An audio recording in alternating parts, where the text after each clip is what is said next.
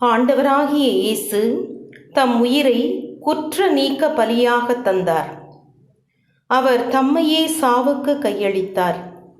கொடியவருள் ஒருவராக கருதப்பட்டார். ஆயினும் பலரின் பாவத்தை சுமந்தார். கொடியோருக்காக பரிந்து பேசினார். தந்தையே, உம் கையில் என் ஆவியை ஒப்படைக்கின்றேன். தந்தையே, உம் கையில் என் ஆவியை ஒப்படைக்கின்றேன். ஆண்டவரே, உம்மிடம் அடைக்கலம் புகுகிறேன். நான் ஒரு நாளும் ஏமாற்றமடைய விடாதேயும். உம்முடைய நீதியின்படி என்னை விடுவித்தருளும்.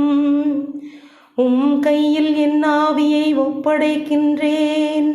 ஆண்டவரே, வார்த்தையில் தவறாத இறைவா, நீர் என்னை மீட்டருளும்.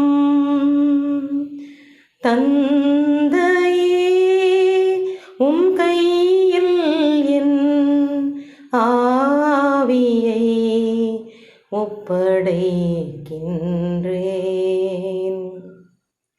என் எதிரிகள் அனைவருடையவும் பழி சொல்லுக்கு நான் ஆளானேன். எனக்கு அறிமுகமானவர்களின் அச்சத்திற்கு உரியவன் ஆனேன். வெளியே என்னை காண்கின்றவர்கள் என்னை விட்டு ஓடுகின்றனர். இறந்து போனவன் போல் பிறர் கண்ணுக்கு மறைவானேன். உடைந்து போன மட்கலத்தை போலானேன். தந்தையே, உம் கையில் என் ஆவியை ஒப்படைக்கின்றேன்.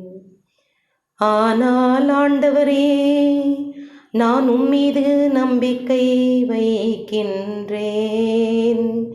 நீரே என் கடவுள் என்றேன். என் கதிவும் கையில் உள்ளது. என் எதிரிகளிடமிருந்தும் என்னை துன்புறுத்துவோரிடமிருந்தும் என்னை விடுவித்தருளும். கனிந்தவும் திருமுகத்தை எனக்கு காட்டியருளும். உம் அருளன்பை காட்டி என்னை ஈடேற்றும். தந்தையே,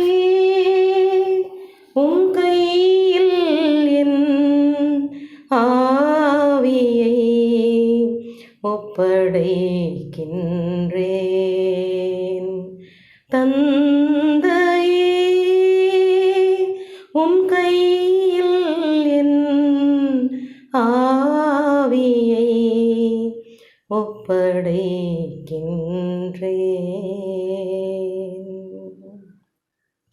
ஆண்டவராகிய இயேசு தனது பாடுகளால் தான் ஒரு சிறந்த தலைமை குரு என்பதை நிரூபித்து காட்டிவிட்டார்.